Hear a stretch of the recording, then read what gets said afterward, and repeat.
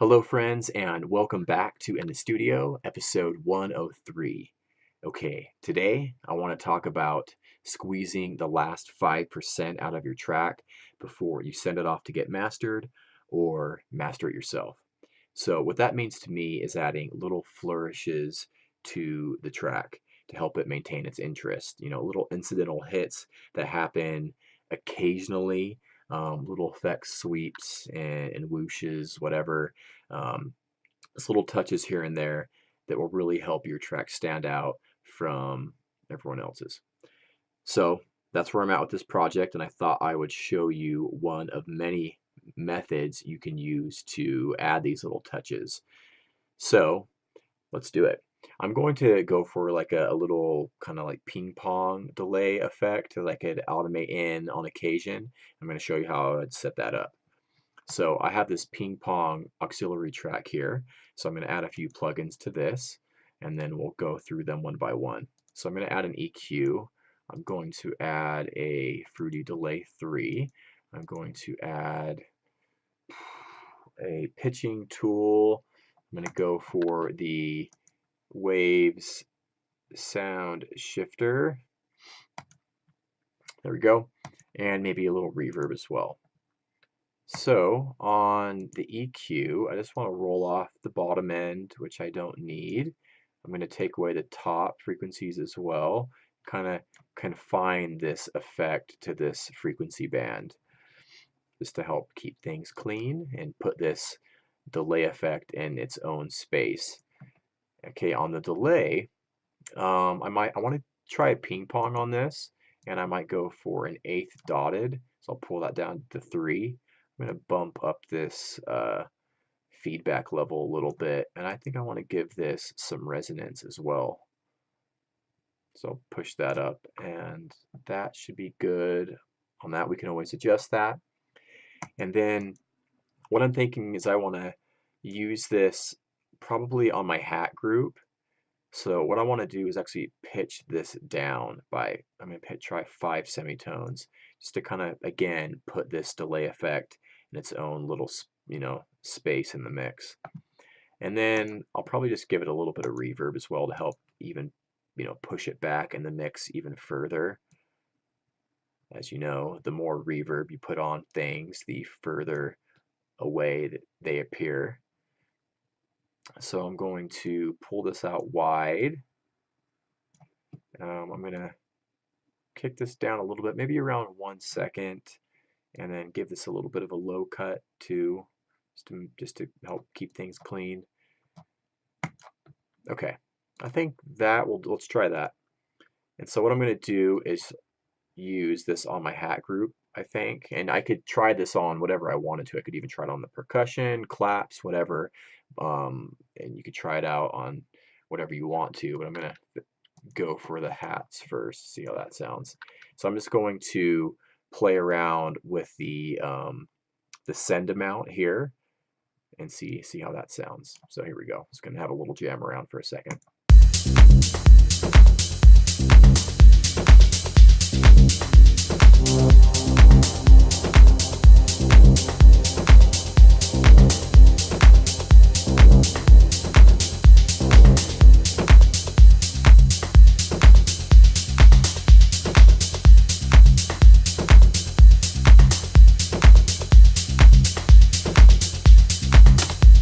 Cool. Yeah, I think I could make that work. So you could do a couple different approaches here for getting this, in the track.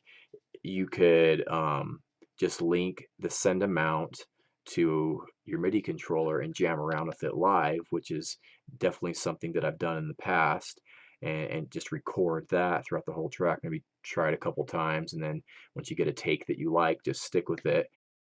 Or you can just create a little mini automation clip, and then put it in a few key spots in the track. Especially that might be the better route if you only want to use it on occasion, which is probably the route I'm going to take in this particular case. So you can just right click, make an automation clip. I'd probably make this smaller here, maybe you know, just a really small, like 1 bar clip like that. And then maybe even try it, you know, for 2 beats or something. You could experiment with, you know, with that, but then you can try it out in different spots.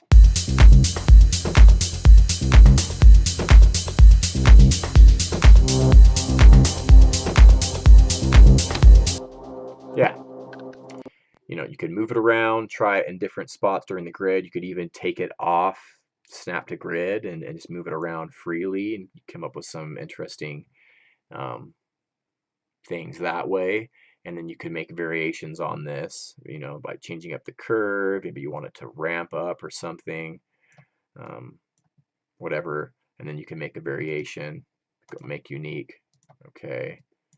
And then say I want to do another one. I can make this one unique.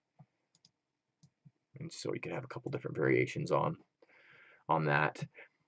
So yeah, that's what I wanted to show you. It's a simple way to create a nice little, you know, delay accent to your groove to help keep it interesting and to, you know, make sure that that delay is kind of sitting in its own little space.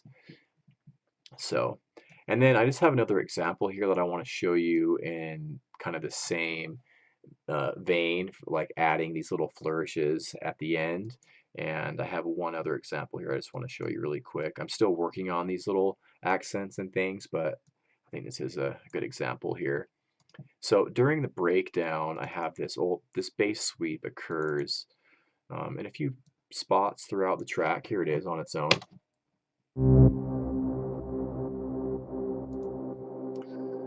And that's just a bass sweep with lots of reverb, distortion, a little panning, a little compression, a little sidechain. But I thought, especially during the main breakdown, it needed a little extra layer of something tucked underneath it just to help it, you know, maintain its interest and just a little something extra. So what I did is I made a copy of this. I cloned that and I reversed it and pitched it up by 7 semitones and then tucked it underneath this. So it's almost a sweep into a sweep, but you can hear it here.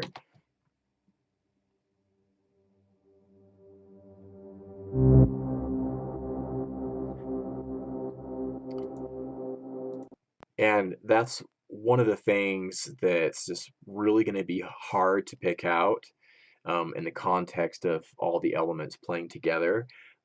But you notice it when you take it away and you feel like you're missing something. So it's these little things here and there like that, you know, that will help your track stand out. So yeah, hopefully that was of some value to you. And that's it for today. Please leave me a comment or question, and I will see you very soon. Take care.